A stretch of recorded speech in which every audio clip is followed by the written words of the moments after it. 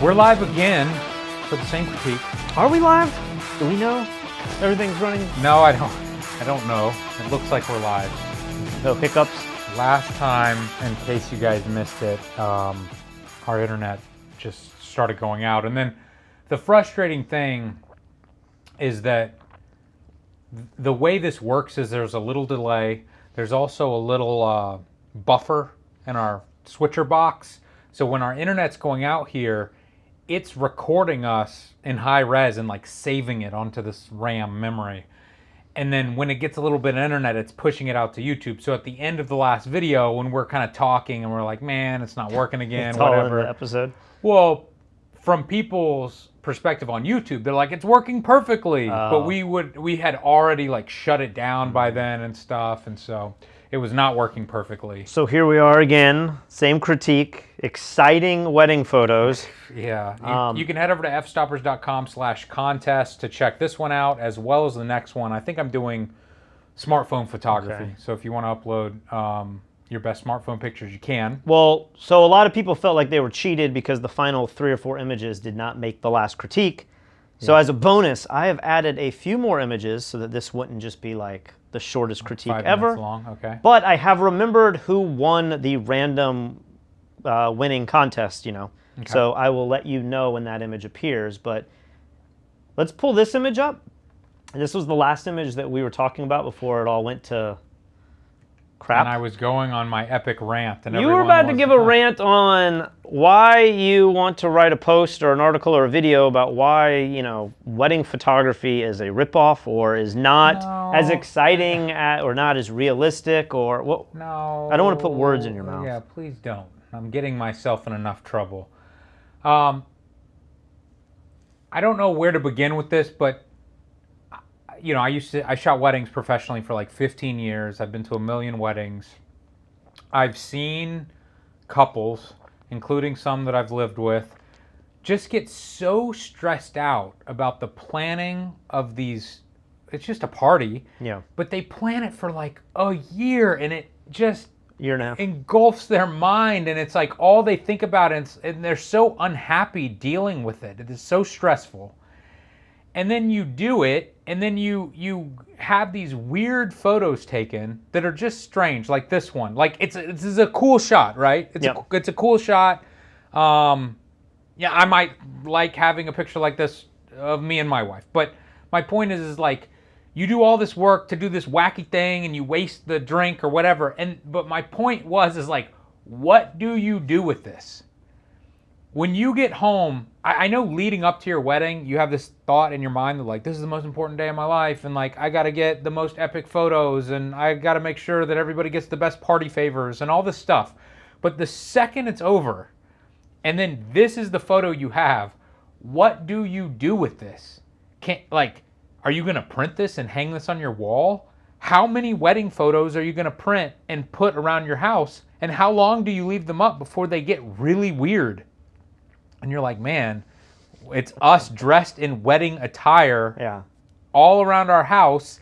I think I'm going to pull these pictures down and put pictures of my dog and my kids up now. Because it's like, I'm not saying you shouldn't have any pictures printed, but even my parents, they have the wedding album, but they don't have any of those pictures out. And thank God, because my dad looks insane in his white zoot suit. He looks ridiculous. I can't remember what made the cut last time, but what was your dad wearing? Did he have like the Seinfeld shirt on? He's wearing the puffy shirt with the bell-bottom pants. Like, he looks insane.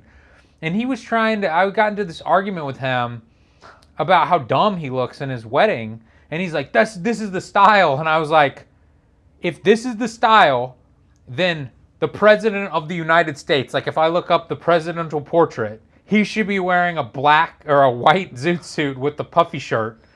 And but Carter you look it up or and Nixon's no, not wearing he's that? wearing a normal ass suit. And I'm like, what was James Bond wearing back then? Did he look like Austin Powers, or did he look like James Bond? Yeah. Okay, you chose to look like Austin Powers, and now this is what all your wedding photos look like.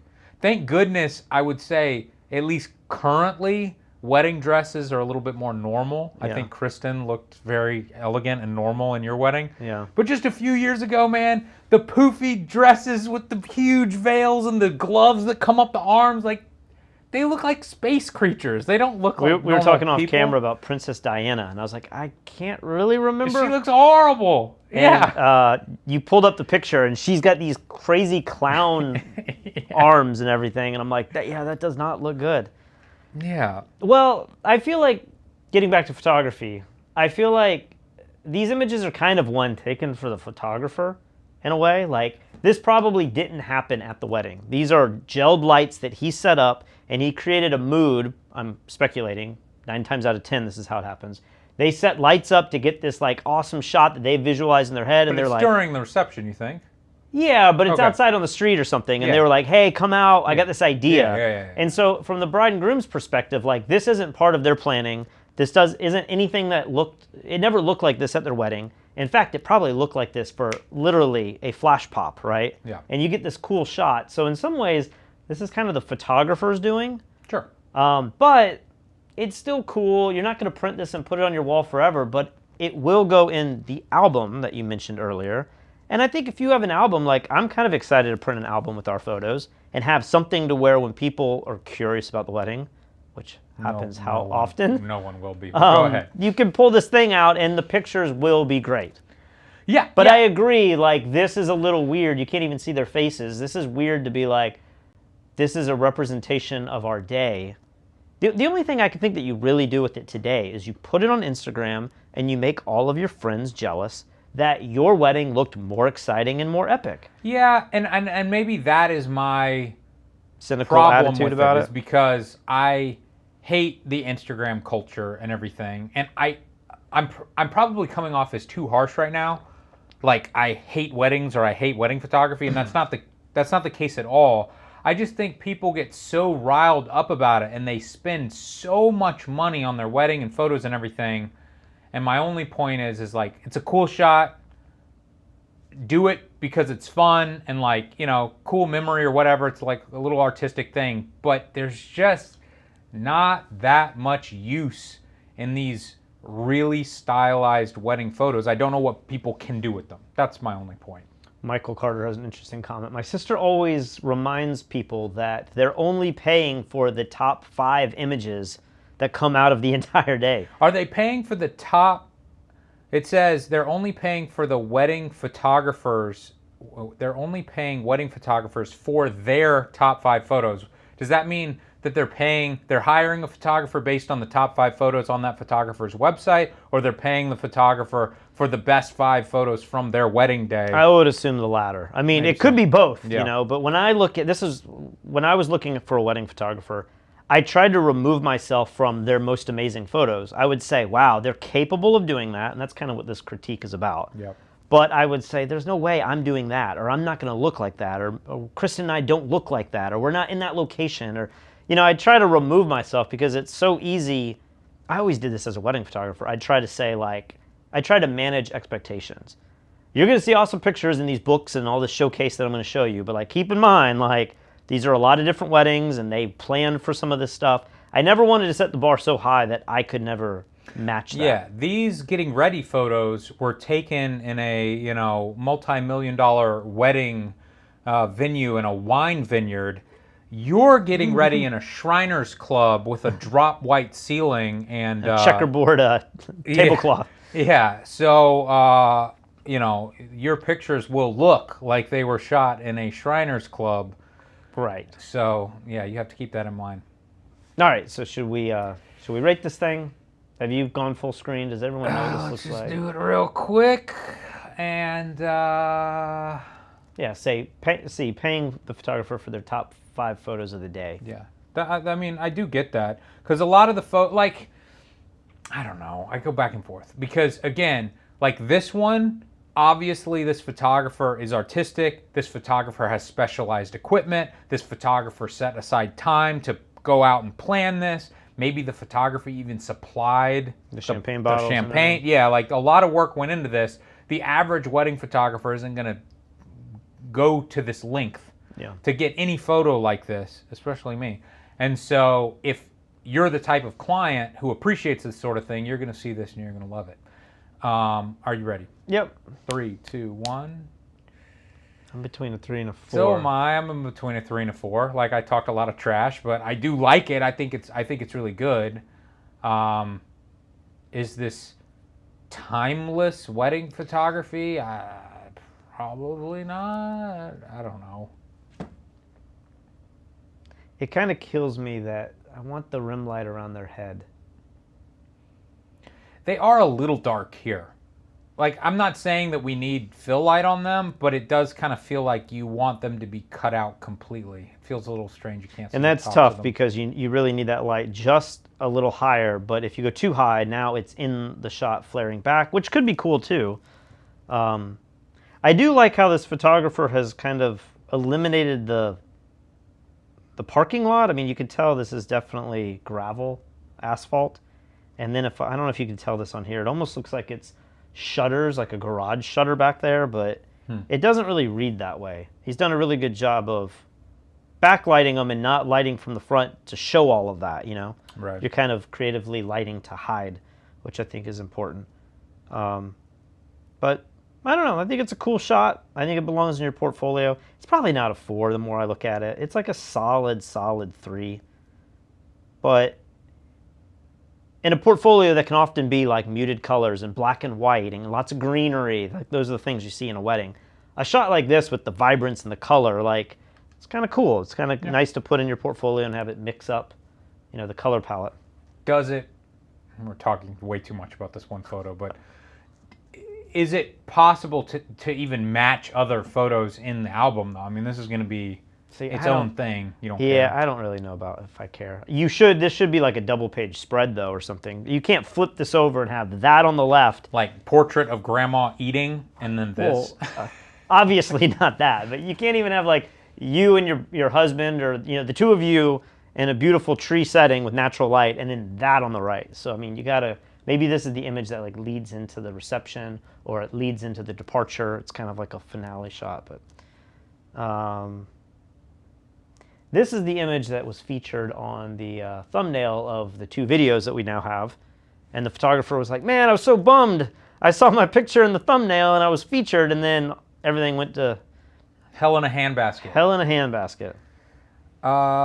This is another one of those images where I feel like this goes right along with the rant that you just gave. Yeah, it's like, hey, grandma, what's going on in this photo? And you can be like, well, in my day on this social media platform, Instagram, where everyone tried to make their friends jealous about their lives and not having to work and always being on vacation, people would buy these smoke bombs and they would hold them up and then they would pose like a fashion model in a bit of smoke. And so we held those up at our wedding. But what does that have to do with the wedding, Grandma? Shut up, little brat.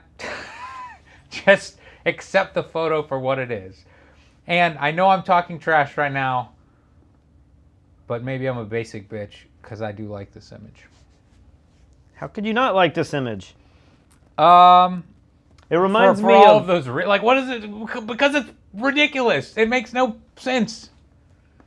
It's a celebration.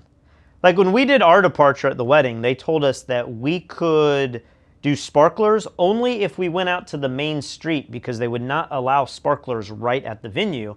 And the planner was like, it's going to take 20 minutes. I don't know that it did. But she was like, we will have to move everyone to the street and stop traffic and light the sparklers. And I was like, I don't want to do all that. I don't want to waste all that time. So then I had to start thinking, what are other things that we could do to depart? And we couldn't do confetti because then that would be on the grounds there. So I think this isn't a departure shot, but I think in trying to come up with ideas of, could you throw rice, or could you do, we did little flags. Could you do like these awful lights where people just like wave light wands around?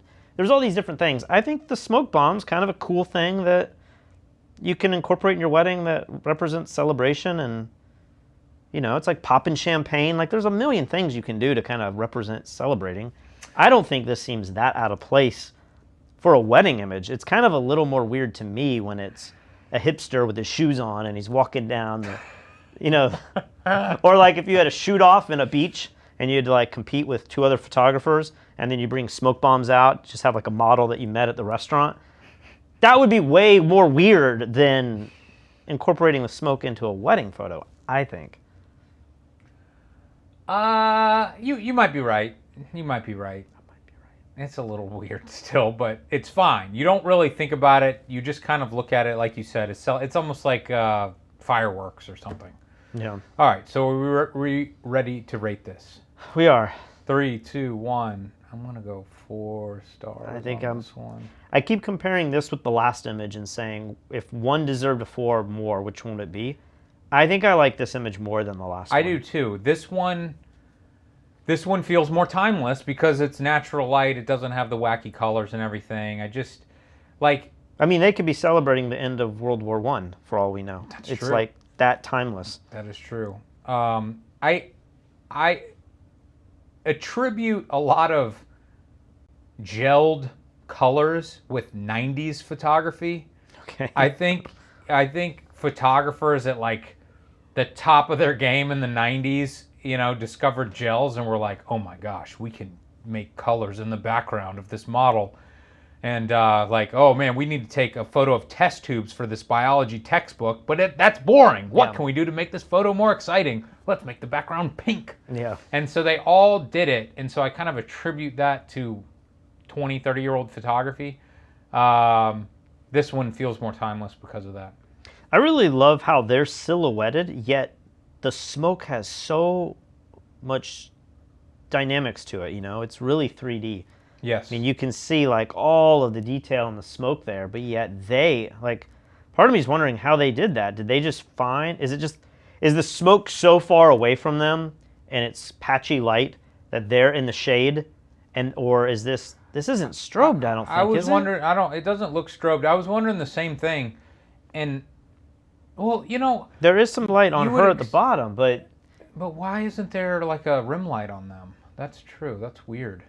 It's like they're standing in the shade of a tree or something, and then the smoke is not in the shade. It's really strange too, because you would think that it would fall off by their hands. You would. That would be silhouetted, and then as the smoke got further away, it started to get edged out. What is going on there? Yeah, that's weird. Could they? I mean, it's too complex of a mask for them just to have like pulled the blacks down. So you can see little bits of highlight like on the arm and the back of the head and the chin. So, that's interesting. The other thing that I'm looking at, and I don't know how they did this, but doesn't it look kind of like, you probably can't see it on the screen, it almost looks like there's a brush stroke like right here, because if I come down, if you see this gradient here, I don't know that you can see it on the screen, but if you look right here, it just kind of looks like a pop.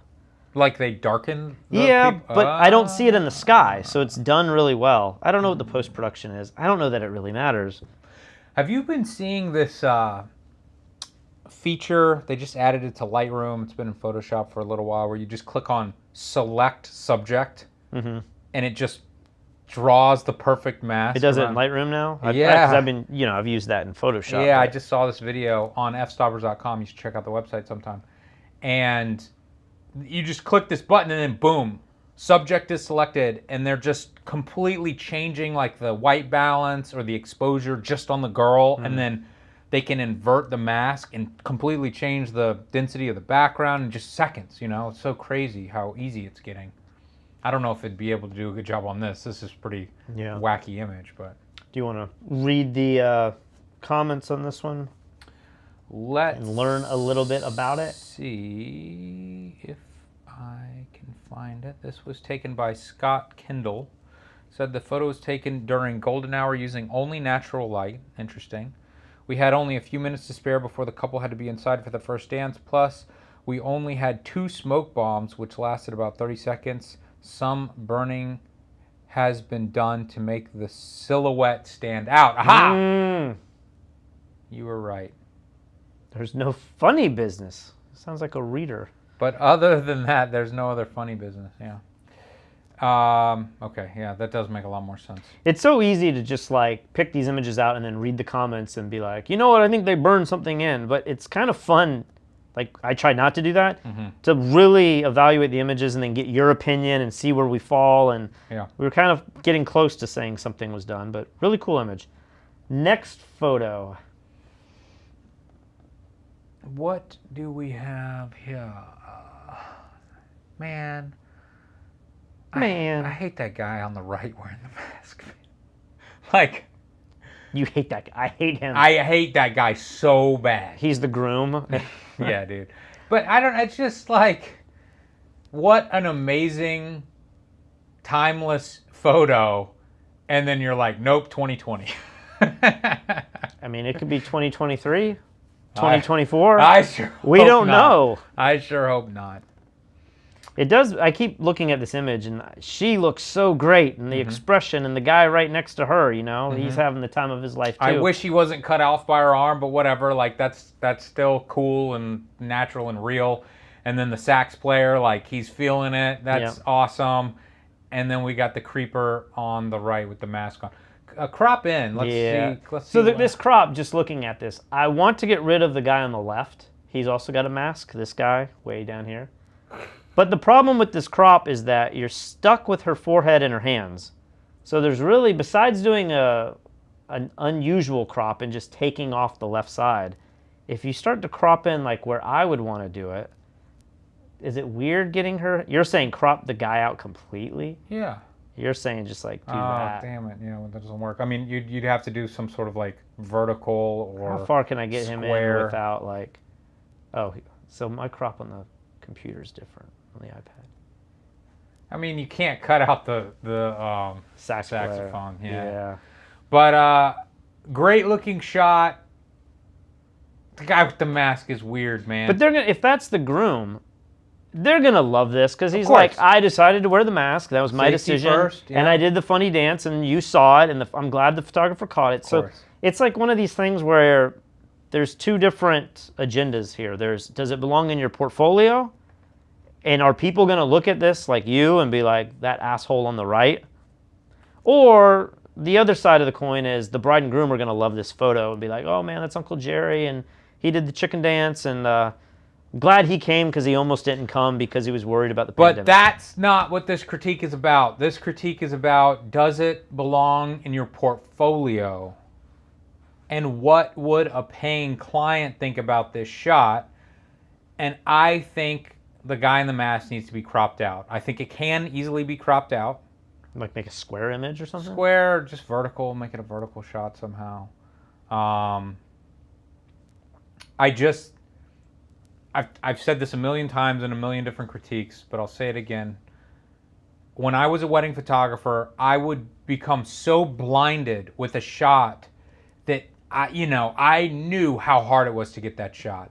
I knew how difficult the location was and how many lights I used, and you only had 2 smoke bombs, and one of your lights seconds left. One of your lights was on the last battery. Exactly. It's like there's this story that I have in my mind about why my photo is so good, and I'm blinded to what the average person sees when they look at because they don't care if I strobed it or if it's natural light or if I use Photoshop or I didn't. All they care about is like, hey, who's that weird creeper guy in the back wearing a mask? And why is he wearing a mask? And oh man, was this during the pandemic of 2020? And like all these things start popping in to your potential client's mind.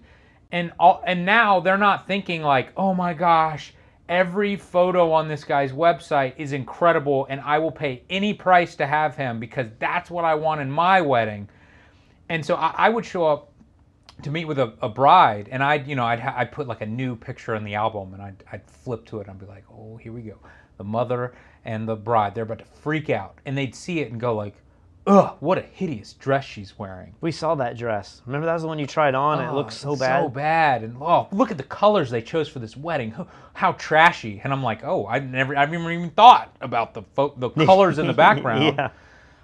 And after like 2 clients would make a negative comment about one of my images, it's got to come out. It's got to come off the website. It's got to come out of the book because they are no longer thinking about my photography in a positive light. They're thinking about like this ugly bride or whatever is going on in the photo that's potentially costing me money. So it's coming out. It reminds me of a story where it was the trip that we started the idea for F-Stoppers. We were in Barcelona, I believe, and we're staying at a hostel. And you and I just worked together on this image with this beautiful bride for your campaign for Charleston Magazine. Paula was her name. And, we lit this thing with like 5 different lights and put scrims up. Like, it was the most crazy photo shoot for a wedding shoot at the time that you probably have ever done. Yeah. Maybe still to this day. And so much photoshopping. It was so much work, you know, and you were like, man, I love the way that the background extends in this frame, but in the good frame, it's not there. So I'm going to add. All this work was done. And I remember we were like, yeah, we're wedding photographers, and we're showing all these people who just got married at this hostel, and they were on their honeymoon or something. And I can't remember the comment that was made, but there was something made about that photo. Really? And they were like, I don't like the dress, or she's barefoot, or something. I can't believe she's... probably blocked it out of my mind. I can't believe she's sitting on the ground with her dress. It was something like that. I wish I could remember specifically. And you and I were just sitting there like, this is the greatest wedding photo either of us have ever produced, and it's the flagship. You spent like $5,000 to get a double-page spread that's in the magazine, and maybe it was going to print or it had just come out. I can't remember the timing, but I just remember sitting there, and all the girls had something to say about this image, and then you brought up this whole concept to them, and we were all arguing about, this is the best photo, and look at the lighting, look how great she is, she's so beautiful. And maybe they were like, she's too beautiful. It was like all of this stuff, and that's when we kind of were like, man, there's something more than what we're seeing. It's what women are seeing about this image we're putting in front of them, and maybe that doesn't resonate. So something that I always tried to do as a wedding photographer, and I would imagine you did too, is I never wanted to direct flash ever. I never wanted to flash on my camera, pointing forward, taking a shot. I thought it just flattened the image out. It made it look cheap. It didn't look professional. Or natural. It looks like flash photography. Yeah. Always. And at that girl's wedding, Paula, she was like one of my most beautiful brides ever. We had to shoot the departure very quickly, and it was outside with no roof, and I didn't have an assistant or something. Like, I didn't have a way to light them off camera. And so, like, in this last ditch effort, I just pointed the flash forward, and I'm like, I just got to get something. Like, it'll never make my website, but I have to shoot this departure. And I get this shot. I wish I could show it to you guys now, but I get this shot of her like looking at her husband, going like, ah, and people are throwing birdseed or something. I don't know what they're throwing, but that shot is by far everyone's favorite shot I have ever taken. And it's a straight up snapshot with direct flash, but people love the emotion and the energy and like the stuff flying in the air. And I've done so many sparkler shots where I've had lights gelled in the background, you know, very similar to the shaking of the drink, you know, and it's like, oh, I got the blue in the background and the red in the front and everything. And from my perspective, I'm like, this is awesome. Look at how I pulled this off. But no bride cares at all. All they care about is like, that girl looks incredible. Look how happy she is. That's what I want for my wedding. Did you ever go back to just shooting direct flash? Yeah. I mean, not all the time, but well, in a lot of cases, the departure kind of has to be that way because you're usually outside with nothing to bounce off of. So I mean, we did this trick in our tutorial where you could have a photographer in the back and the photographer in the front, and you could point your flash at your subject, the bride and groom leaving. The person in the back could hide behind the bride and groom so you don't see them, and vice versa. But then you could put pocket wizards on the flashes so that when I take a picture, my flash fires and lights them correctly. But then I'm also triggering my assistant's flash on his camera and backlighting them. And then every time he takes the picture of the back of them departing, the same thing's happening there. It was like, I don't know if flashes still allow you to do this. It's funny to think about the weird systems we came up with to shoot weddings back then, and now, like, we were trying to do this photo booth for your wedding. Is that video live yet? No, okay. I have to do a couple things to it. But like, there's weird things that don't work with the gear that we have today. Like we had a system in place 10 years ago that worked and it was like solid. But that technology doesn't exist anymore. Or like I had a Profoto A1 speed light at the rehearsal, and I didn't hire a photographer to shoot the rehearsal, but I was like, oh, I got a D850. I'll give it to any number of the photographers that were at my wedding. And it was for Canon. And when I put this speed light on a Nikon camera, I'm thinking, there's got to be a way to fire it manually. It's not going to do TTL and all that, but I could not get it to work. And I was like, what am I doing with a Canon Profoto speed light that I've never owned neither one of us have ever owned a Canon. We've had so much gear sent to us for reviews and videos and all this stuff, and we just kind of like put it on shelves and you just grabbed a flash thinking it would work, but Still thinking it should work. I mean, it should just have a manual fire button, but I don't know if Nikon and Canon have like that center pin that's Yeah. the most important. yeah. That should be in the middle, though. I mean, because like the old school Pocket Wizard, Has if you a- look on the hot shoe, it's like one Pin. pin. Does yeah. it not work with Canon and Nikon? I thought it did. And then a lot of speed lights now, flashes, they all use radio and all this complicated triggering. They don't have the manual sync onto the camera, onto the flash. So this whole idea of having a Pocket Wizard on your assistant's flash and using it, like you may not even have that mechanical piece to do that. So I don't know. All right. If we get back in a wedding, we're in trouble. Did we rate this? We have not. Okay, let's do rate it. 3, 2, 1. I'm going 3 as it stands right now. It's certainly good enough to be in a portfolio, but I think it would be an easy 4 if it was cropped better. All right, move on. So this critique was supposed to be super exciting photos. Yeah, well, look at this one. I'm And falling out of my chair with I excitement. felt like there was not many great submissions in this. And then this one was rated really highly. And I was like, do I include this or not? I had no idea that this would be a 2-part video. Otherwise, this would get cut. But here we are with a rather nice looking image, but not super exciting. I don't really feel like this fits. Dude, my heart is pounding just looking at this. Thrilling photo. Do you want to rate this?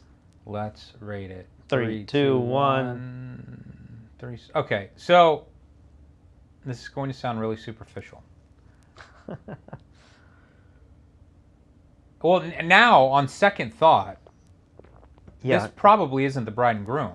unless she's wearing red. Yeah, so I should look it up. I was going to say, this is going to sound super superficial.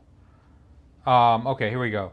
Juka, some name I can't pronounce, took It this. He is. says this couple was a little older, so I wanted to show it in the picture.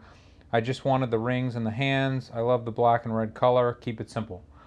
Okay, I love this image. Like when you talk about timeless photos, Yep. this is so freaking good. This is almost like fine art. That being said, the hands look so old, and the wedding photography industry is definitely geared towards younger people, that I don't think I would put this on my website just because of the clientele that I was going for. Yeah. I think this would turn a lot of people off. They'd be like, why is she wearing red? What's up with that weird sleeve? Why are their hands all wrinkly? It doesn't feel like new, fresh, young, hip. But that being said, this is such a beautiful, like this might be one of my favorite images of this entire critique so far. I see what you're saying, and I think maybe in like a Caucasian American market that you might be right. I would be interested to know where this is, because part of me is wondering if this is like an Asian culture, because they might wear something like red. I think red is like a sign of prosperity or something. This is where we need Pi Jersey here to tell us. I think in different cultures, like you could read this as the bride and groom, which is, we now know that's what it is. Why is she wearing red? I don't know. I was going to say, I bet it's the parents. Parents, yeah. But if it's the parents, and this is where I was going with this, I think you could see this image and be like, oh, what a great image of my parents that the photographer got that I never would have thought to capture. I know. And if you're looking to hire a photographer, you still might read it that way. You know what I mean? That's true. So it's really difficult. I think, if you're here in America where all the pictures are like the most crazy over-the-top images on the showcase part of your website, you want just bangers where every single image you see, it's like, whoa, yeah, yeah, yeah. But I think an image like that still could belong in your portfolio. I don't know that it belongs in this critique, but certainly doesn't belong in the critique. All right, next image. Hey, I've seen this one before. This looks very recent and timeless. I think this is pretty timeless. So, this is me and Kristen at our wedding just a few weeks ago. And this is a direct flash shot. We were just talking about that. Yeah. And she does not have a strobe in the back. That light coming through the doorway is just I don't a natural know. light there. I mean, it doesn't seems look oddly bright, but yeah. But if you look at our friends here, they I don't know if it's just this light up here in the top, or that's a strobe there. Okay. I didn't even see that. It just kind of blended in. That's funny. I was looking at the light right above your head, and I was thinking all that yellow on the ground was coming from that. But okay, yeah. So they do have a strobe in the back.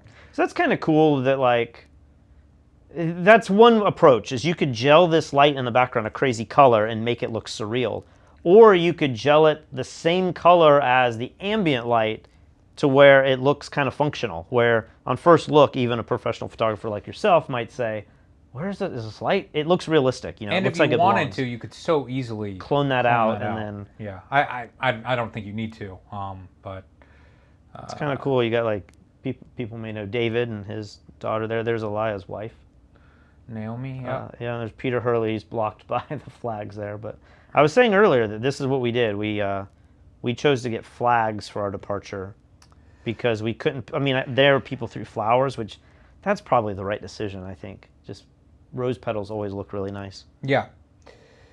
How do you like the crop on this? I kind of feel like, you guys look really good.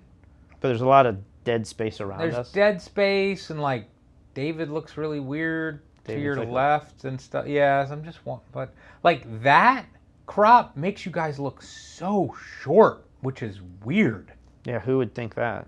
I know you're short, but but you're like really far in front of David. I don't know. There's some optical illusion going on. I don't know what's happening. Yeah, because David and I aren't that different, right? But yeah, it's really weird what's going on. But I think it's a great shot. Tons of emotion. Great pose by you guys. I can't believe we were saying, how in the world did we suck at dipping each other? Kristen's always getting off balance, and then I'm like, not that I can't lift her or anything, but it's just like I don't know the right way, or I don't know how my knees are gonna go out. I don't know which way they're gonna go, and it's always like a surprise. But like somehow we did a great dip there, yeah, and it turned out well. I'm also curious if this might work a little better in black and white as well. I keep thinking I can't do vertical crops here very well, but if a vertical crop could somehow tighten this up a little bit. Something about David's pose is like my least favorite part of this. I mean, David, you're ruining my photos or something. But I think this is a great example. You know, I used to be so against direct flash. I for some reason I just felt like it's just not professional. It's not the way professionals do it. And I don't know, maybe it was just out of style for a while and it's come back now or whatever, but yeah. I just think the flat look on this looks nice. I think direct flash 2 is kind of timeless because the oldest flash photography images, I mean, maybe the oldest images we had besides images on a tripod that took 5 minutes to expose, flash was like very close to the camera, you know, like you had that poof, that big powder flash going off. And so in many cases, subconsciously, I think we just accept that that's what photography often looks like, even though it's such an unnatural place for light to ever really be, you know? Yeah. All right, I'm going to rate this. Yep. 3, 2, 1. I'm going to give it a 3. I think I am super, super happy. I'm super happy with it for you as well. For the photographer, I feel like you guys are the best looking thing in this image, which is obviously the most important for you. But our friends look... The friends look a little frumpy. Can we see David's shoes in this shot? I don't know if you can see. Oh my gosh, so David shows up to my wedding with like... I mean, these look like they were out of like... Elf. Is it Ichabod Crane? Like, what's the guy from the Headless Horseman? Did he have shoes like that? I mean, it looks like... They were like all bent up and like... It's like patinaed leather. Folded and stuff. It's like he got them from a... It's like his grandparents got them from a Salvation Army or something. And we're like, David. He's like, these are my dress shoes. And we're like, you can afford a pair of $90 dress shoes. Why do you have the $20 Salvation Army shoes? Thrift store shoes. Yeah, I just feel like there was another shot in the last critique where, you know, we lost Look at internet. Peter's shoes. He's got some like normal looking... normal. There was another shot of the reception where whatever the bride and groom were doing, or like somebody was jumping over somebody, and he looked good. But then there was just people dressed really crappy. Like one guy was wearing jeans at this wedding, and I just said, in that scenario, you can't put the picture on your website because it just doesn't look high end. Yeah. And so certainly this looks better than jeans, but it just, I have to imagine this photographer who shot your wedding is really good. I just have to imagine she got lucky at another wedding where there was like more flower petals or something. Yeah. And it just looked a little bit more high end. And for those, I'd probably give 4 or 5. For this one, I give 3. Yeah, I mean, I think this is a good shot that definitely belongs in her portfolio.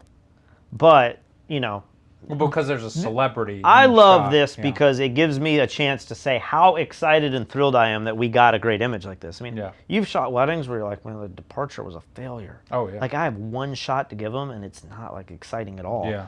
And I feel like I got this. I still haven't seen all the images. We just got, like, 40 previewed images, and I saw this. I was like, man, like, there were so many great images. Yeah. But I was really excited that, and Chris and I were like, wow, we look great in this. And like you said, that's all that we care about. Now, do you have any others from your wedding? I do, but I didn't put them in the critique.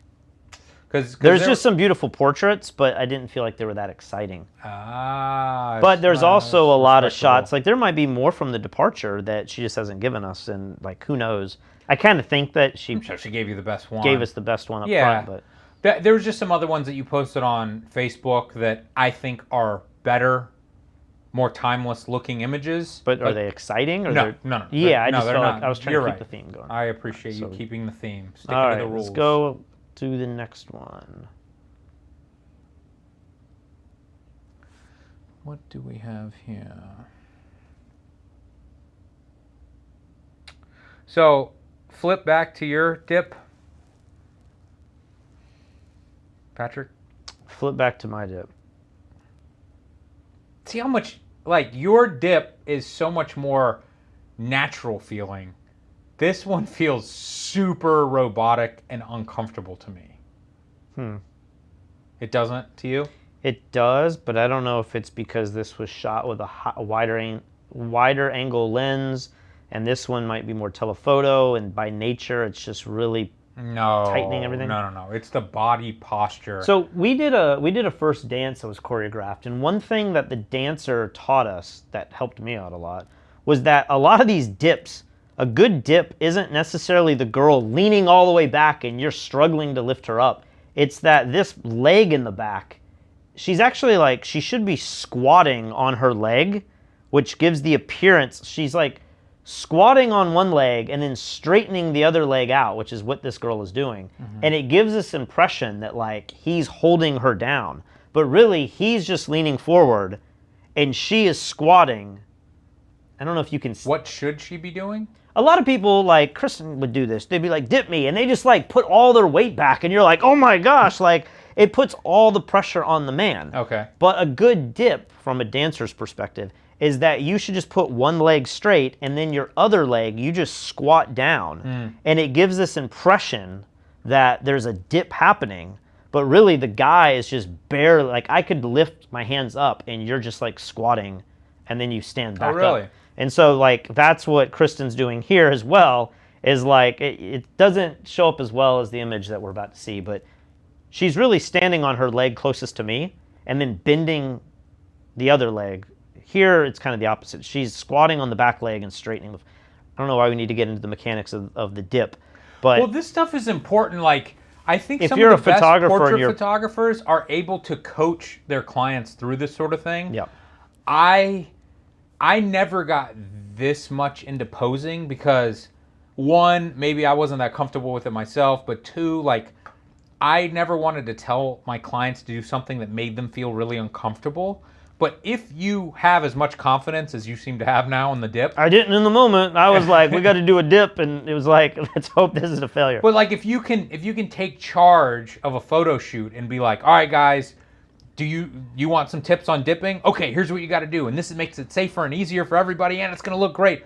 I think people just have confidence that, like, wow, we paid this guy a lot of money, but it's worth it. Look, listen to how much of an expert he is. And that's something that I probably should have done better with when I was shooting weddings. All right, should we rate this? Yes. 3, 2, 1.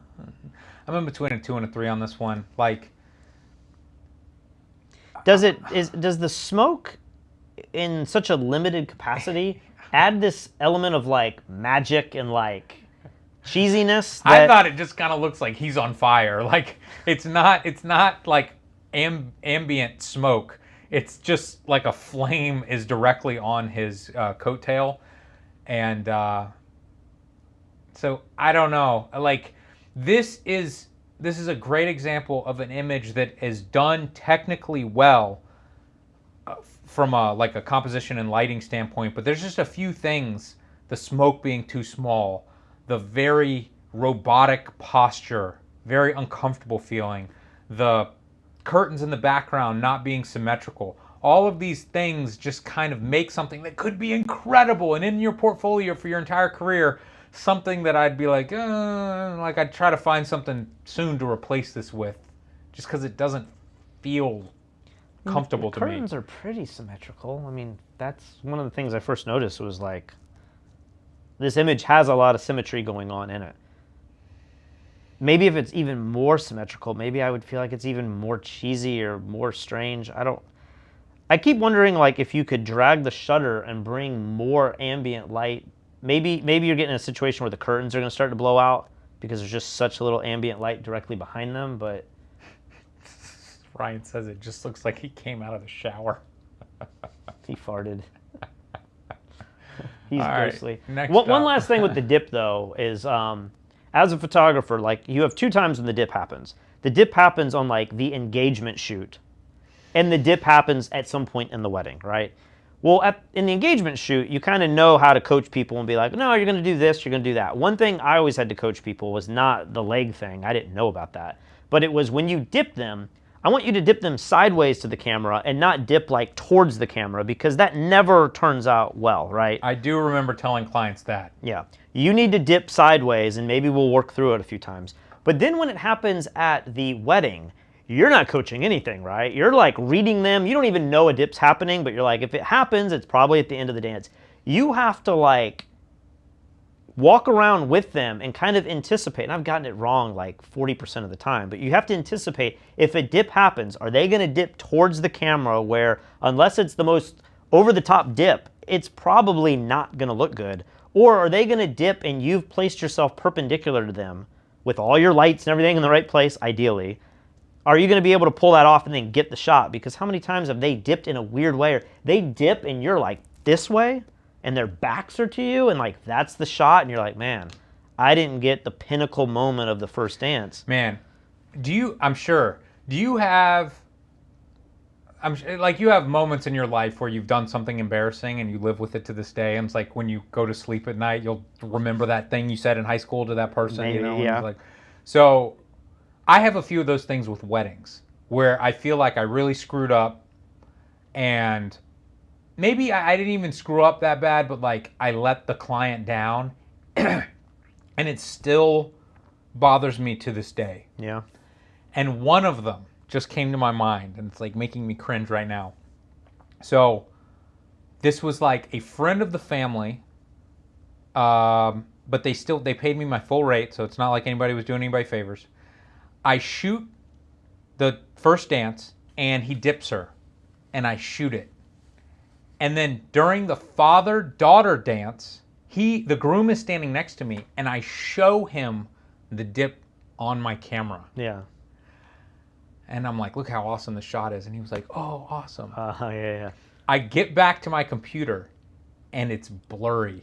It's like out of focus. Like, yeah. It back focused. I couldn't tell. This was like 15 years ago. You know, like we had like a 200 pixel screen. Like, it was hard to see. So now you've built up this expectation. Yeah, dude. So I just don't deliver the image. And then I get the email from the bride. And it's like, hey, my husband told me there was a dip photo. Where is it? Oh, gosh. And I had to be like, I'm sorry, I misfocus. I think from that experience, I learned to never show anyone at the wedding pictures unless it was like a portrait series and the sun is setting. And like I had total control, and I had multiple frames, and I knew that like, hey, check out this, and they'd be like, whoa, I didn't know with lighting you could do that. Yeah. If that one frame was a failure, something else would be good. But if there was some pivotal moment where like the bouquet toss is happening and you're like, I got it, and then you realize like you're focused on the bridesmaids and not the bride, but it's all about the bride, you have to like not deliver that image. Like, I think that was one of those experiences where I learned from you. All right, ready to move on? Ready. Oh, Now this image looks like direct flash. that's. This is literally the one I was just talking about. This is the one you were talking about. This is Paula. So, I guess you're trying to make this a secret reveal No, or something. I mean, obviously now. So this is the shot that was direct flash that I have received more compliments and positive reactions to than any photo I have ever taken. Why don't you make it full screen so people can appreciate? And like I'm like technically it's not a good photo. Like look at the weird like overweight woman on the right. Like it's not a good photo. You never could like crop her out, or I think I did crop her out in like an 8x10 format. I think I cropped, yeah, like I did more of a crop like that. yeah. But when I took this shot, I was like, oh, it looks good for direct flash or what. Like I'm glad I got something for them. But I never thought like this would make my portfolio. It just was kind of like, you know, it's such a harsh image. When it's small here on the screen, it's kind of even hard for me to tell what I'm looking at. Yeah. But that's funny. 'Cause clients as I have see this on the freaked screen, out. I'm like, this doesn't stand out at all. I am telling you, man. Like, and look, like his shirt's coming untucked and everything. So I just kind of never really thought much about this shot. And like you were saying, I hired this bride to come back after the wedding and do an ad photo shoot for this 2-page spread I purchased in the local wedding magazine because she was like one of the best looking brides and I thought her dress looked really nice and everything. And we went all out on that photo shoot. And I still love that image. Like it's one of my favorite portraits ever. But you show the average bride that picture and you show them this picture and they like this picture every time. And I'm like, what do you guys like so much about this? And they're just like, look at the excitement. That's how I want to feel on my wedding day. And I'm like, Now, what's funny is okay. if you showed this to Paula, she would probably be like, my double chin and like, you know. maybe, I don't know. But girls love And so this I imagine photo. what you've done to get this in your portfolio, correct me if I'm wrong, like did you make a show album with them as the couple because Yeah. they look so great? Yeah. And then as people go through the album, Yeah. they get to the end, this is Yeah. probably the last picture, and they're like, that shot, and then Yeah. you're like, I didn't think this obviously belongs in the album, right? It's the final image. Sure. Unless there's some portrait that it ends with. But you start saying, man, I got to put this on the website. Like, this is the image that... Yeah. Because as I was looking for photos to put in here of yours, I was like, this is one of the few that I had. Like, that's how well received this is like, if I only have a few images on my own personal computer from your weddings, and this is one of them, this is one of the best images that you've taken that somehow has that reaction. I know. But technically, you're right. It's not like even all that. No, it's very, very harsh feeling. But, Somebody says it's got a film feel to it. I do think it got some sort of alien skin. But what's effect funny on it or is something, this was shot JPEG. Oh, definitely. 100%. This is straight out of the camera. It's not straight out of the camera, like you said. You probably put an effect on it in post, but this is not a raw file where you could pull out detail and suppress highlights. Like when we started shooting weddings, I mean, you taught me how to shoot weddings. You were like, just get it right in camera, and if the flash is too hot, you have to delete that photo, turn your flash down, and get it, you know, or TTL, we hope that TTL works every time. There was no saving an image back then. Yeah. It was like, I got this. I hope it's in focus. Yeah. And then, you know, it still sat in your portfolio for years after maybe you even started to shoot raw later. Do you want to rate this or just move on? It's so hard for me to rate this because you know the reaction. Like I'd be like, I don't know, 2 stars for this, but you couldn't take it out of your portfolio. Right. That would be a big mistake. It's like my #1 photograph, which is so weird. So I don't know. I go from like 2 stars to 4 stars on it. Yeah. All right. Go ahead and move forward.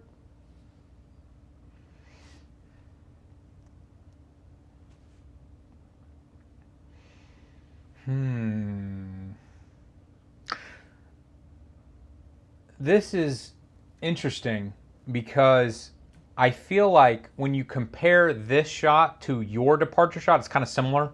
You both are leaving from an archway. People are throwing stuff. I would say in your photograph, you guys looked the best, and then the crowd looked kind of frumpy. Yep. In this case, I feel like the crowd looks the best, and then the couple looks a little frumpy. Like the way the groom is cowering feels a little weird to me. Yeah. So. Yeah, it's a bummer that his hand is blocking his face. He's got a great expression, but if that hand was down, it would it wouldn't be nearly Wait, as is he distracting. doing the international symbol for racism? White supremacy? No, his fingers aren't up. Oh, thank goodness. Okay. He's doing the look through the viewfinder. Okay. I don't know what he's doing. Man.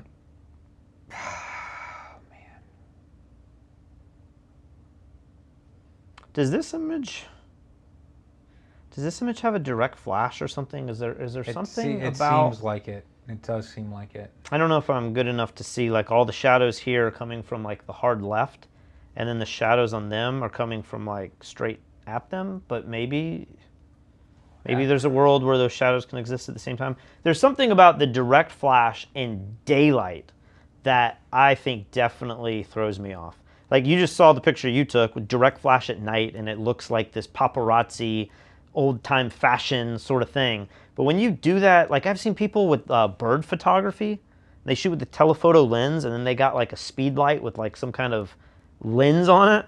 Oh yeah, that's and I'm weird. like, it always makes your pictures look so flat and unnatural, especially with like wildlife photography. I think you kind of either want to go super surreal where they're like lit in a studio and you're like, whoa, there's a bear in a studio, or you want it to look 100% natural. And when you get this like hard speed light direct flash with the natural light coming in a different direction, it looks so bad in my opinion. This kind of like, maybe the average person doesn't even notice this, but there's something about the way the shadows are filled that. Yeah, it feels like, you know, you took the shadow highlight recovery to like 100% or something, but I think it was flashed. I don't think it was done in post. That's funny. The shadow highlight recovery slider. Yeah, does that even do people even use that anymore? When that came out, that was like, whoa, look at the recovery. And now people just do it in RAW, and it's way better. Let's rate this. All right. 3, 2, 1. I'm gonna be harsh. Between a 2 and a 3 as well. Harsh. I don't know. I feel so bad being harsh on wedding photos. The right is really weird too. The way that the you blue? know, we've got some people over there. Some like crop it. Yeah, something like that. Maybe that's better. Crop everybody out and just zoom into them. Let's see that white supremacy symbol. Maybe even that. Is that better? I don't know. I mean, you know how people are. They want to see the full dress and like the shoes and the outfit and everything. Sometimes. I kind of like. Can't crop the ankles. Yeah, well, my crop that I see in front of me is different than the screen, so it's kind of difficult. But something like that, maybe. Yeah. I don't know. It's subtle. It's not that different, but this is one of those examples where I just feel like, what do the other frames look like? Is there one where that hand drops and there's still? But yeah. I always think with wedding photography that they have culled and picked out, like this has to be the best shot they put forward. Sometimes you do like a fashion shoot or something and you just think that you like that the most. But then if you show a bunch of other people, they're like, no, I like that expression better. Like it's a more personalized or a subjective thing. But with wedding photography, you're like, man, all the other ones are out of focus, or the flowers in front of her face, or whatever it is, you know. You've definitely picked the best one 9 times out of 10, but like, did somebody just throw like a full-blown stem at them right there? What's going on here? All right, next up.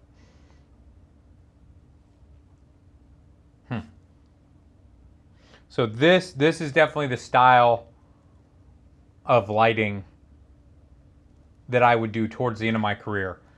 Gelled blue light in the background, or not a gelled light in the background. You just do a standard light in the background, and then you gel your flash red to match the Amber. sparklers, and CTO.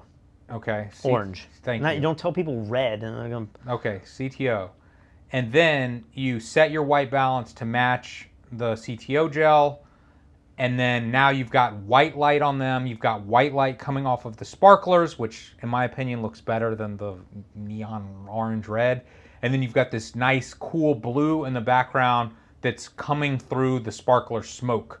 So I have a lot of shots like this in my portfolio. I think this looks awesome.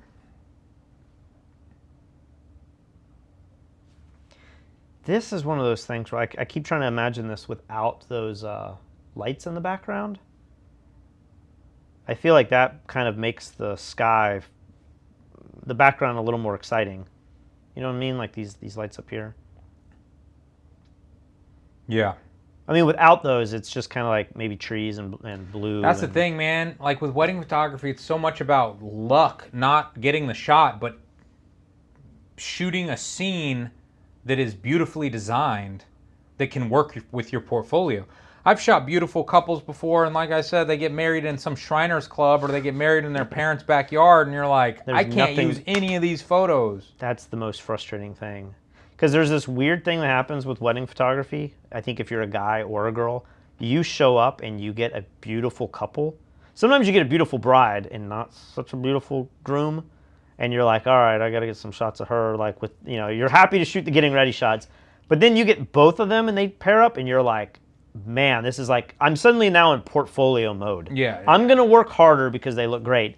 But then there's another layer where you get the beautiful couple, but the venue is awful and everything's cheap and they put no money into the flowers and no money into the cake. And you're like, there's this other feeling where you're like, I'm still going to do a great job. And in some ways, I'm still excited because they look great. I can go do the portraits of the two of them somewhere and they'll look amazing.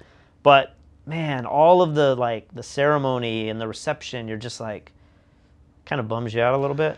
Like if you have an incredible cake, you might set up lights in the background and gel them and try to like get this shot that looks like a professionally lit food photography shot. But then if you go to another wedding and they have cupcakes with like smiley faces on the cupcake, you're like, man, I'm not setting up a kicker light in the background for a cupcake. Yeah. It's just, you can't do anything with this photo. Yeah. All right, ready to rate? Yeah, 3, 2, 1. 4 stars? 4 stars, yeah. I mean, I think this looks amazing. Like you said, lights above them really make the shot. Her reaction is great. He's a little zoned out, you know, but he's like, I got married. I think it still looks good. Now, question is, do you like this shot? And people in the YouTube comments, feel free to chime in. Which shot is better, this one or my shot of Paula? Because they're both departures. They're both departure shots. Which one is better? The one with Paula, the girl on the right, bums me out. Like, I agree. You really have to agree. like go in there tight, you know, and then you're, I don't know, like that almost looks like a celebrity wedding or something. I know. It looks like it's got some weird something to it. And they're both so pretty that you're like, who are these people? Like, did they? And you start speculating. Like, did this photographer shoot? I think he was an Olympic skier or something, right? He's where this one, I feel like it's just, you know, even like this guy got really lucky where everyone's looking pretty normal and people in the comments have nothing to say about this. You know what's really interesting about this photo is that the light coming from the back, the blue light, was the exact technique we just talked about. That's actually you back there shooting towards me taking this photograph. Potentially. Did you know this was my photo? Oh, no, I didn't know this was your photo. You shot this wedding with me. Oh, okay. This is a girl I went to high school with, and she invited me back to Alabama. And you're in the back with the light. So funny. So I'm like, this is exactly the way we shoot. And like, yeah, of course it is. Yeah, yeah. So, all right. That's Leah and her husband.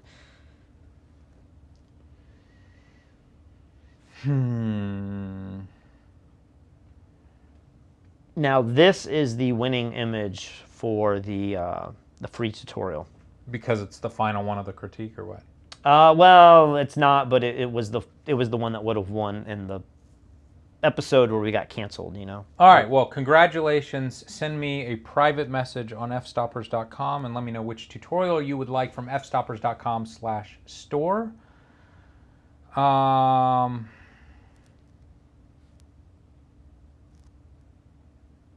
This is weird because, like, this is not on the wedding day, I assume, unless this is... I mean, this can't be at the end of the night and you happen to have an underwater housing, right? Probably not. This is...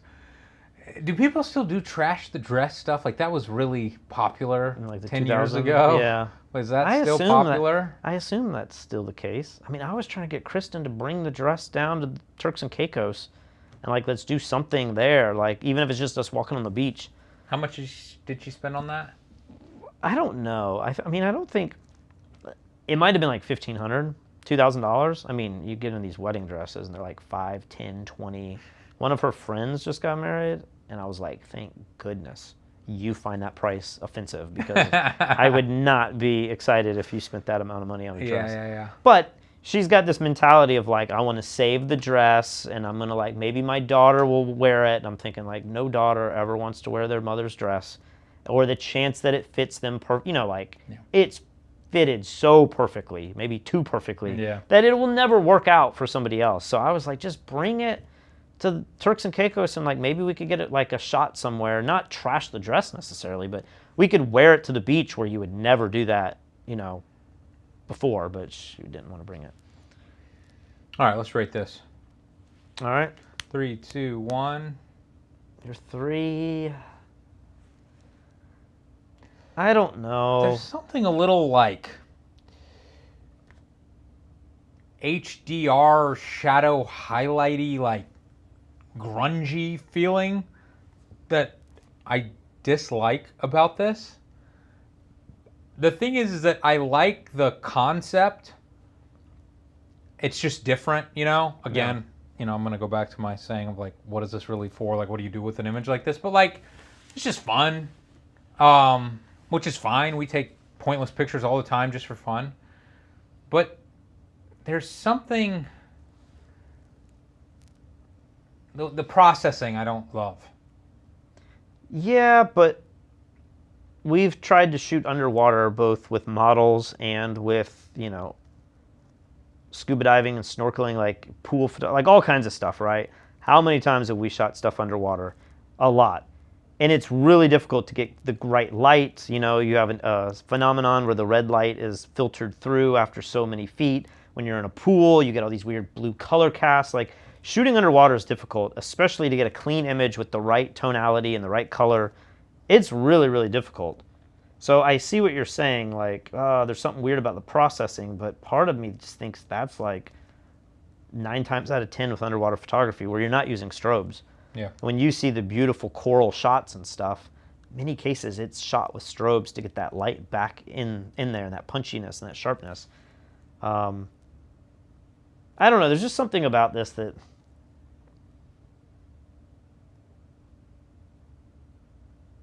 It just doesn't seem timeless to me. It just feels like this guy, like, his midriff is all showing. Well, and the girl, there's some shadow that makes it look like she has a beard. Yeah, I see what you're saying. Like, she's got, like, a lamb chops or something. Yeah. And then, like, I don't know that they're even kissing, or, like, there's something right behind their face, like a white. No. Maybe that's his arm. No, I don't know. I don't know. I don't love it, but would you think though, if you're trying to get hired by a wedding of a couple, does this scream like, man, this is the most experienced high-end photographer in my market, or does it kind of come across as... I'm not going to say that with this one image, but at the same time, I could see this fitting in with other images, especially if you're kind of going for the, like, I'm the fun photographer vibe. Yeah. That was always the vibe that I tried to portray when I was booking clients. Like, hey, if you're a bridezilla, don't even bother hiring me. Like, I'm going to be chill and easygoing, and I don't want to hear about how stressed you are. I just want to have fun. That was my sales pitch. And so I wouldn't have put a picture like this in my portfolio, but, like, I saw a lot of photographers who would. Yeah. I saw a lot of photographers. Gosh, I wish I could remember this website. There was a website around back when Strobist was popular, and it was this photographer, and maybe his wife, and they would shoot stuff like this in Maui and like the most beautiful destination weddings, and they would strobe them like Strobist, like David Hobby, with these gelled lights and stuff, and they'd be in a cave, and the couple would be in the water with a red strobe coming through, and it was like so over the top but cool. I'd love to see those images now and see what I think of them. I know who you're talking about. But this wedding photographer, I mean, it was back when like the idea of being a destination photographer seemed so foreign. Like you have, oh my, how in the world could you ever get to the point where you could do that? Yeah. And digital photography, I mean, we're talking like 2007-ish. So like this digital photography was kind of new. Off-camera lighting was new. But he had images that when I think of those images and I try to compare them to this, I think like that still holds up, where this doesn't. But maybe I would look at them now and be like, I wish I could remember that photographer's name. If anybody out there is old enough to remember this guy's work, put it in the comments. But maybe I can find it for another episode. Do you want to read the comments on this? You interested enough? No. Next image. This is one of my old shots. I thought we weren't going to have enough pictures, and here we have gone. I think we've been live for an hour, but tried to fill in some gaps because the images submitted to this, some of them were really bad, and I was like, I can't just put bad images and bash them. Yeah. So I figured we'd bash some of our images. So this shot, really pretty couple. I ended up having a fairly friendly relationship with them for years afterwards, and she ended up doing my albums for me. I hated designing albums, so when I booked a client who wanted an album, I would just send the files to her, and I'd be like, talk to Jana. She's going to do everything, and I don't ever want to speak to you again. And so we kind of had this professional relationship after this Do they live in South Carolina or Georgia, or they live nearby? They moved to Georgia. I don't know what they're doing now. But, yeah, at the wedding, it was on the water, and I don't know whose idea it was. It might have been my idea, like, hey, you want to get on this bike and, like... It's a pretty risky idea. Yeah, maybe it was their idea. Maybe I would have never suggested something like that. Were you there? Were you the one lighting this? I was at this wedding. I don't know if I was lighting this or... So we've got an assistant, camera right, with a softbox on a stick, and you can tell, like, I was running beside them while shooting, and I cropped into her head a little bit, but the shot, like, the reaction was so good that I was like, well, you know, I gotta use this image. This is a good shot, and so even though it's not perfect, this has been or was in my portfolio for a very, very long time. With that cool color in the background with the sky and everything, we just got really lucky with this shot. That's one thing, I might be wrong here, but I feel like a lot of photographers, when I go to weddings and I see the way other photographers shoot, one thing I feel like isn't very in fashion, and I don't know if it's because they don't know to do it or they don't like the look of it or it's just harder to do, is using softboxes as their light source. It's so easy just to put a speed light and like have hard light going everywhere, right? Yeah. But then to build a softbox and actually put it in there, we used to have a softbox that was like 12 inches by 12 inches, and I loved it. It was like the perfect balance of soft light, but still kind of hard light. I don't know that that's what you used here. I bet it is. It gives like some shadow on the face, but it's still not quite as harsh as a bare bulb light. Yeah. But we would, you know, this might have been one of those situations where I don't even know if you're looking through the camera. You might have just been like holding it wide angle, running with them. Yeah. Not even looking, and then we're running, trying to. It was like, you know, this was pre like wireless TTL and everything. Like you'd set it to an 8th power, figure it out, and be like, you got to run 4 feet away the whole time. But and it's funny, you know, because if somebody had submitted this to our critique, my reaction would have been like, what the hell's up with the crop? And like, you know, there has to be a better image before or after this where you're not cropping into the head. But in this case, there just wasn't. But you can't, I think, so this is interesting. I think, you know, we have to still look at this, and I don't know if we're going to rate this, but like we have to look at this from that same perspective and say like, the crop is a little tilted and it is a little tight. Well, so that's the other thing that just because you know why, I know, it doesn't change. It's It not a shouldn't good matter. excuse. But something else that was very fashionable 10, 15 years ago, which is not fashionable at all right now, is the slanted photos. Yeah. And I go back and look at some of my old wedding photos and I cringe a little bit. I'm like, man, I used to think that was so cool to be cockeyed. Take the portrait of Well, everybody it's just cockeyed. slightly, like 15-20%, Maybe. right? I don't know. But like, I definitely, and maybe this one doesn't even bother me. The crop bothers me. I do not like the fact that there's no room above the head. But maybe the angle on this one kind of works with those leading lines. But some of my other photos, I would take like the bridesmaids and I would purposefully do this angle thing. And I thought it looked so cool back then and now I hate it. Somebody said earlier your shot of Paula looked like film. And looking at this image, did you ever go full screen on this, or? I don't know. Looking at this image, like one thing that was common, especially when you're shooting JPEG, is the blacks are really crushed in this. And I wonder if stylistically, because we have a really good friend who used to work with us, both as an assistant and as a business partner and with F-Stoppers, who shoots film. And I'm wondering if like the film look is this lack of dynamic range. Like this has a lot of dynamic range because you used a strobe to light them, but all of the left side left side of the frame, it's pure black. Like this is super contrasty. It is super I don't know that I see images this contrasty typically anymore. I mean, I guess you do, but everyone's trying to pull out detail. Like we have this preconception of bring out as much detail as possible. And maybe you would say this image suffers because of that. Maybe you would prefer more detail, but because it was shot on JPEG and it was shot 20 years ago or 15 years ago, what do you think of the processing? What do you think of the tonality? I don't know. I mean, I'm looking at it on a crappy TV right now, and it looks fine. It is very contrasty looking to me, but I think it looks good. Somebody wrote in the comments that this would probably be very easy to extend the top in Photoshop, and you're probably right. I bet when I shot this, I had no idea how to extend this in Photoshop, with the gradient and everything. But you're right. Now I could probably do it automatically. You were just lazy enough to be like, That's it's good enough. Yeah, it's good enough. I love the yellow X. There's something about that lucky, they just happen to be there for the shot. I think it kind of adds this like... I didn't even notice that, but yeah, the color down there is... Yeah, it's kind of nice. Yeah, I do think about, if I move back to Charleston, if I'd get back into wedding photography at all.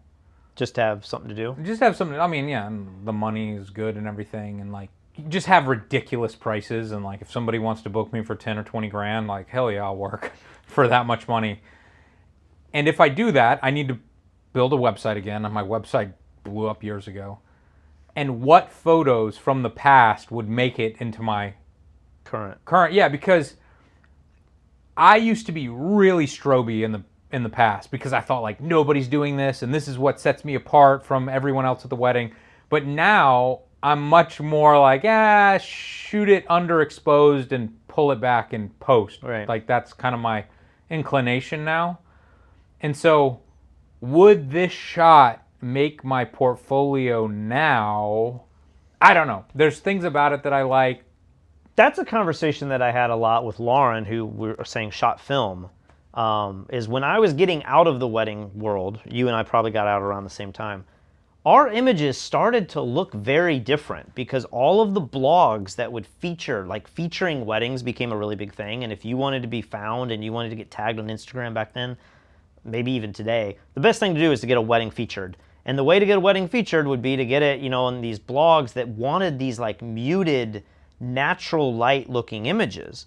Airy and yeah, bright and I and love white. that style. In a way, that's how I kind of wanted my wedding to be shot too. But it always frustrated me to say, an image like this, or a lot of these images in here that have been strobed, wouldn't even be considered because it doesn't fit the format of that magazine or that digital blog. And I started to wonder, things come in and out of fashion. When I was getting out, it felt like this type of photography was going out of fashion, for certain. And it was becoming this very airy, moody. In the previous video we just did a few days ago, the other half of this, there was a natural lit shot that we complained about, the white sky. And we were like, this might be our favorite image of the whole critique. it had that look, you know, where it's got this like jeweled tone where it's like purples and blues, but it's natural. You know, back then it was kind of warm tones. It was like this, the whites were brown and stuff, yeah. But strobed shots like this aren't in fashion, maybe even still today. They're always in fashion at the reception because there's nothing else you can do, right? You have to light the reception hall. Otherwise, you just can't really take an image that's going to be exposed correctly at all. But posed pictures like this, I don't know. It'd be interesting to know, like, from one point of view, this is way more work to do this. You know what I mean? You have to have an assistant and strobes and pocket wizards or, you know, air remotes and all this stuff. Like, it's way more work. And maybe as a photographer, you feel like it's better because it's more work and it's more artistic because you lit from the side versus, you know, all of these things. But maybe, is that what bride and grooms want? Or have they just been conditioned not to want that because the market is showing all of these other types of images? Yeah, I think it's just out of style. And the other thing that is hard for me to know, but I would imagine Kristen would know, how quickly do these dresses go out of style? Like, if Kristen saw this, would she be able to guess that this wedding took place 15 years ago because of the cut of that dress?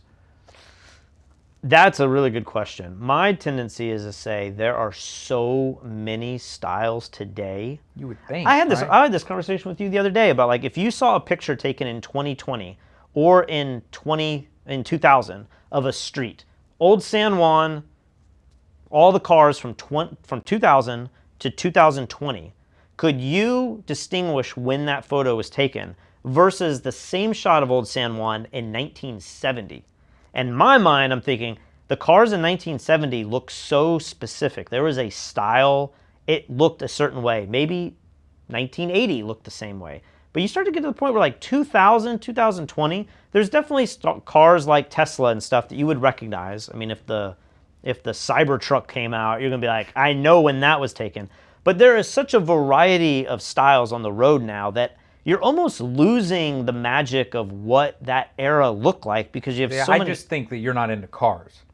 I can recognize eras of cars easily. So like 2000 versus 2010 looks different to you. Yeah. Whereas 2000, like, you see these pictures from Times Square and you're like, we're talking about the dress. Picture in Times Square or in Charleston and everyone's wearing the suit with the fedora hat. Like, every guy is wearing that. This is like in the 20s or something. Yeah, and every woman is wearing, you know, like it almost looks like a wedding dress with a crazy hat. Everyone's wearing that. Today, that doesn't exist anywhere except maybe like an Amish culture or some like very small specific place in the world. If you go to any major city, everyone's dressed so postmodernly that in my mind, it's very hard to even pinpoint when that is. And it'll be even harder when you get 50 years out.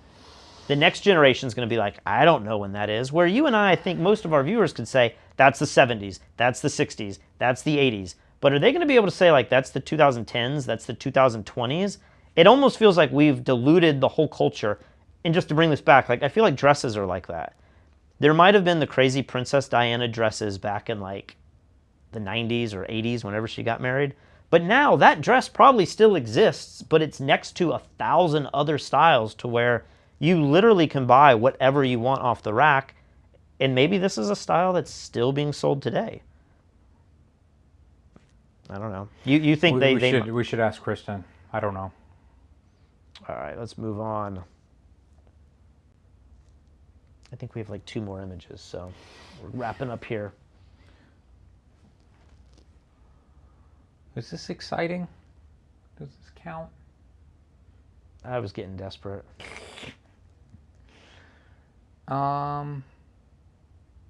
Like, if I had taken this shot, I would have had an assistant on the pier right in front of them, Yep. flashing their faces, because I would have never wanted blown out water and blown out sky. That would have terrified me back then. You know, especially because I was shooting JPEG and I was like, no, I can't Even if you have had blown out stuff. Even if you had blown out sky, though, would you naturally think, I want more light on them?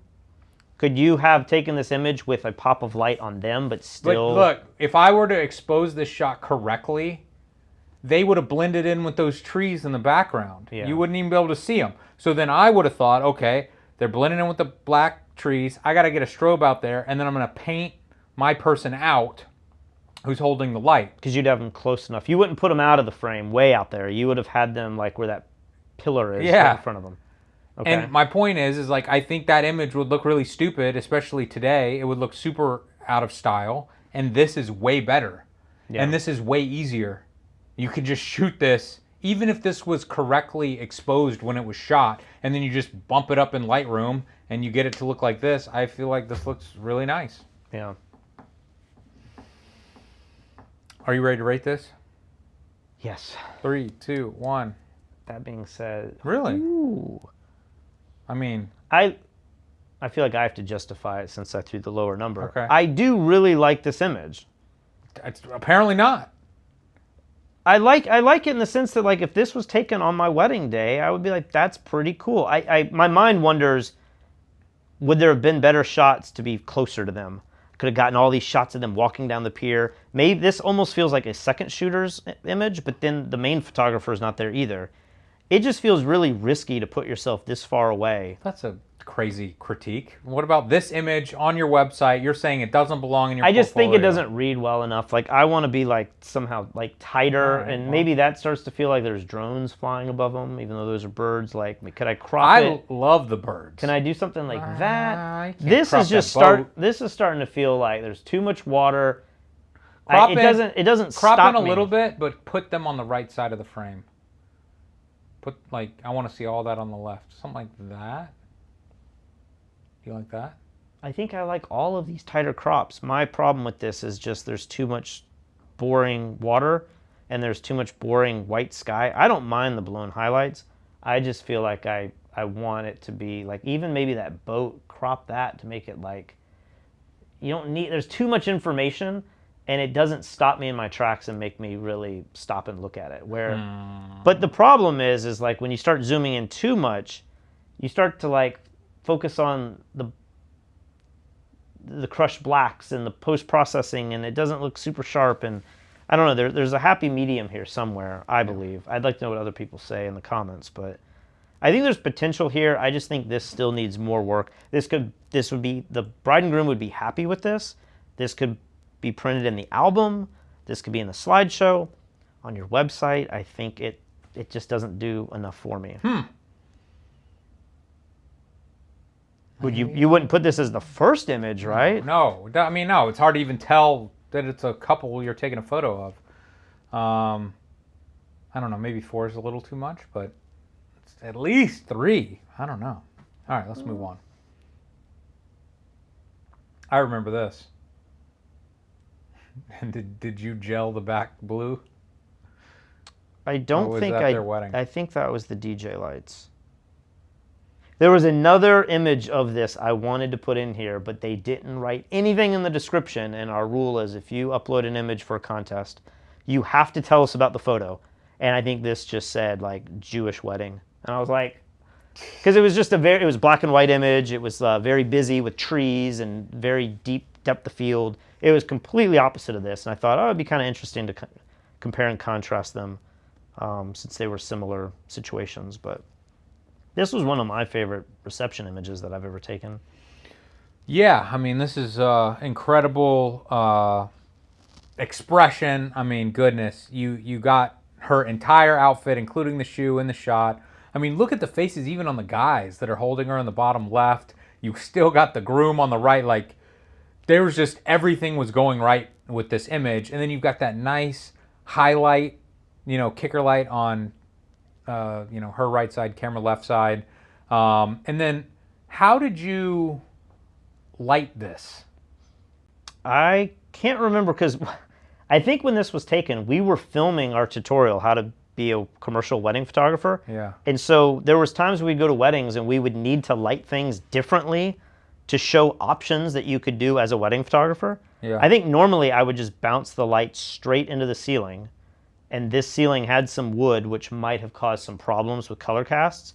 So I can't tell if this is bounce flash or if this is a larger softbox, a medium-sized softbox off to the left with a kicker light. I do think there's white light there that's kicking behind, and then there's the ambient light. So it's kind of like a 3-light setup. It's the DJ lights, it's a kicker light, and then it's some kind of soft bounce light or softbox near the camera. And when I was doing that technique, I had an assistant that would just walk around with me, almost be like right next to me with a pole. And I rarely lit this way because it's kind of invasive. Yeah. You have like a softbox in the dance floor, but there's times where like if you're outside and there's nothing to bounce off, you either have to do that or you have to direct flash. So we were trying to just show a bunch of different examples. I think this is in that tutorial.